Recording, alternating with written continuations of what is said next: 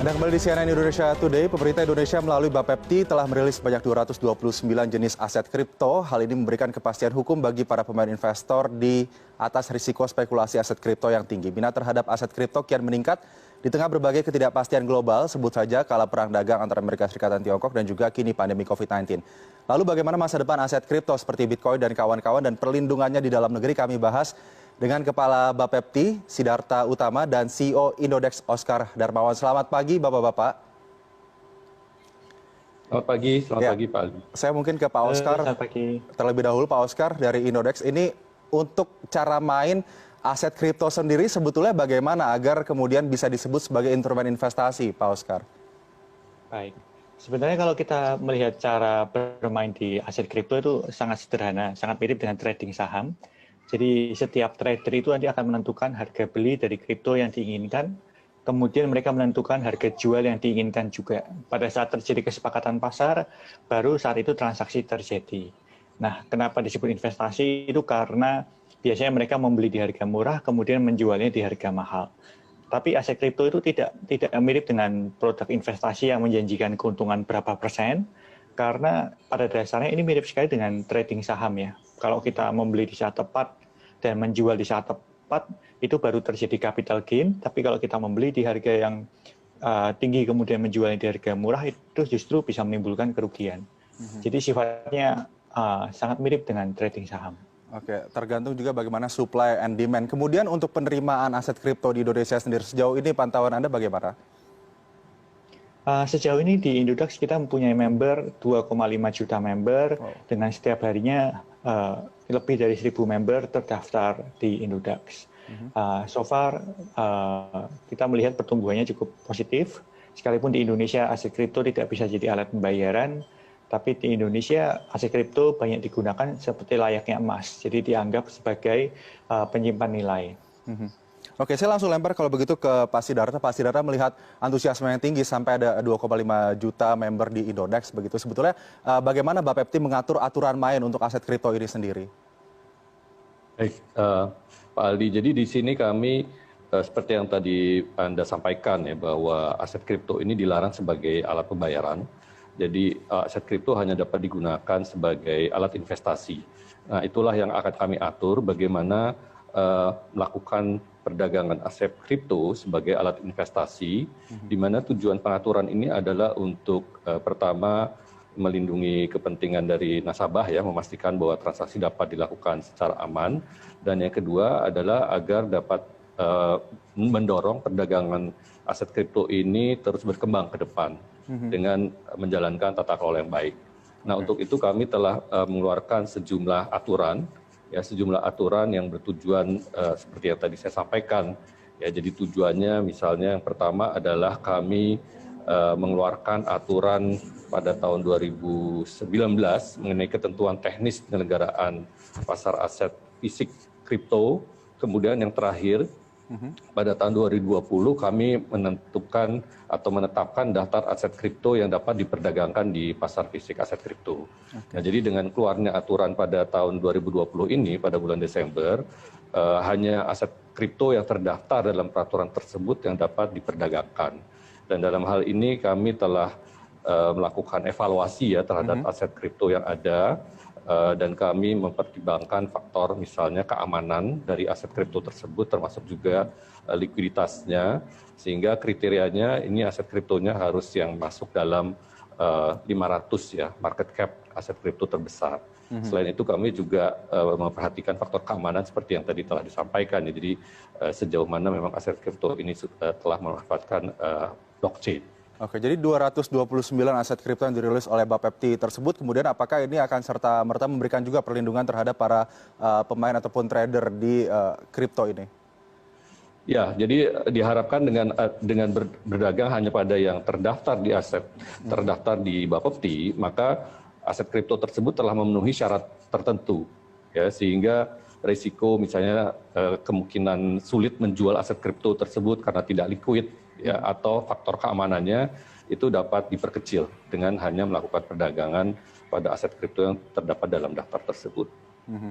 Oke, saya ke Pak Oscar. Pak Oscar, dari beragam jenis aset kripto yang diakui oleh Bapepti kemudian sudah diperdagangkan di pasar fisik berjangka di Indonesia, sebetulnya mana yang kemudian mendapatkan popularitas tertinggi atau paling banyak diincar oleh investor? Sampai sejauh ini Bitcoin dan Ethereum masih menjadi startnya ya, masih menjadi apa yang difavoritkan oleh para trader di Indonesia. Sebagaimana kalau di internasional juga Bitcoin dan Ethereum yang masih paling difavoritkan sih. Salah satu alasannya karena memang secara likuiditas dan market cap, Bitcoin dan Ethereum menempati posisi pertama dan kedua di dunia. Apakah kemudian sistem blockchain ini sendiri begitu akan bisa terenkripsi dengan sangat baik begitu dengan kriptografi yang ada sehingga memang benar-benar bisa meminimalisasi hal-hal yang tidak diinginkan seperti mungkin kalau kita berbicara soal digital adanya manipulasi yang masuk begitu? Sejauh ini blockchain masih membuktikan diri sebagai salah satu teknologi yang paling bisa dipercaya dalam menjaga database-nya ya. Jadi dalam arti hampir semua sistem yang menggunakan blockchain itu secara tidak ada resiko dari third party risk-nya. Karena jaringan blockchain sendiri kan desentralisasi dan terenkripsi. Pak Oscar, kalau dikatakan spekulasinya tinggi begitu dari awal datang atau masuk ke pasar hingga sekarang sudah naik ribuan persen nilainya bahkan sampai menyentuh kisaran 700 juta per koin untuk Bitcoin begitu. Bagaimana kemudian spekulasi yang tinggi ini bisa ditafsirkan oleh pasar ataupun trader? Hari ini nggak bisa kita bantah sih, karena memang bagaimanapun kita bisa lihat seperti Bitcoin sendiri kan di awal tahun masih di bawah 50 juta, sekarang sudah 700 juta rupiah per satu Bitcoin-nya.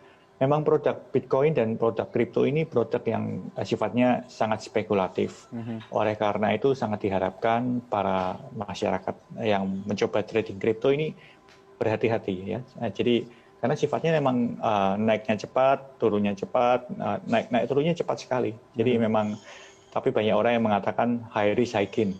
Ya, ini termasuk salah satu mungkin bisa dikatakan portofolio trader yang untuk orang-orang yang siap untuk menerima resikonya, karena bisa dikatakan kalau memang semakin cepat naiknya kan juga ada koreksi ya pastinya ya. Tapi di mana ada koreksi di situ ada opportunity. Oke, high risk high gain tadi. Tapi apakah ini saya ke Pak Sidarta, apakah ini kemudian juga dibaca oleh Bapepti kemudian kalau melihat spekulasi yang tinggi begitu risiko-risiko seperti ini bagaimana bisa menjelaskan kepada publik atas risiko-risiko yang mungkin muncul untuk trading aset kripto? Ya, jadi memang masyarakat perlu paham ya bahwa aset kripto ini memiliki fluktuasi harga yang sangat tinggi. Dengan demikian mereka dalam melakukan investasi dalam aset kripto harus memastikan bahwa dana yang digunakan adalah dana untuk investasi jangka panjang ya, bukan untuk misalnya dana yang digunakan untuk keperluan konsumsi atau untuk keperluan pengeluaran lainnya ya, seperti misalnya untuk melakukan pembayaran biaya kuliah dan seterusnya. Ya, dan fluktuasi harga ini mengikuti mekanisme pasar global ya, jadi itu bukan sesuatu yang bisa diatur ya, tetapi sepenuhnya itu dilepaskan pada mekanisme pasar.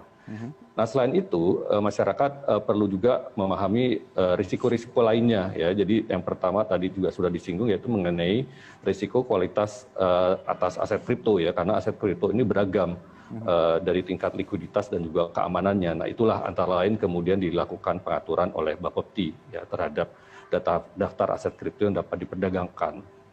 Nah, jadi di sini juga tujuan dari regulasi itu juga adalah untuk mengurangi ya kemungkinan terjadinya risiko-risiko yang pada akhirnya dapat berdampak negatif kepada masyarakat. Ya, jadi misalkan pada saat mau melakukan jual beli itu masyarakat atau si calon investor ini harus menempatkan dananya dan juga menempatkan aset kriptonya di pedagang.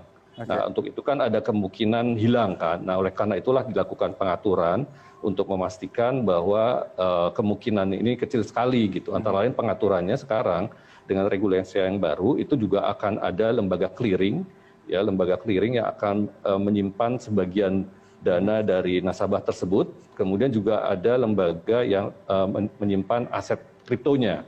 Jadi ada risk sharing dalam hal ini. Tidak semuanya risikonya itu berada pada pedagang.